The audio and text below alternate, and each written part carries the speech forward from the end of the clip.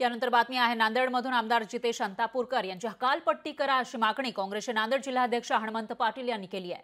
बेटमोगरेकरांची मागणी या ठिकाणी पाहायला मिळाली आहे। तर जितेश अंतापूरकर यांनी विधान परिषदेमध्ये दगाफटका केल्याचा संशय व्यक्त केला जातो आणि त्या पार्श्वभूमीवर त्यांची हकालपट्टी करा पक्षातून अशी मागणी केली जाते। तर इतर दोन आमदारांनाही दगाफटका केल्याचा संशय आहे। बेटमोगरेकरांनी तसा संशय व्यक्त केलाय। दगाफटका करणाऱ्यांवर पक्षाने तात्काळ कारवाई करावी अशी मागणी केली जाते। तुमच्याकडून माध्यमातून वर्तमानपत्रामधून समजलं की जितेश अंतापूरकरचं नाव नंबर 1 ला आहे। बाकीचे आमदार कोण कुठले काय नाही कुठले हे काही मी आज सांगू शकत नाही, पण श्रेष्ठीकडून चर्चा चालू आहे, तिथं चौकशी चालू आहे। त्या चौकशीअंती जर कुठले आमदार जर निकषामध्ये जर असतील कारवाईच्या तर निश्चितपणाने कारवाई झाली पाहिजे ही भूमिका आहे।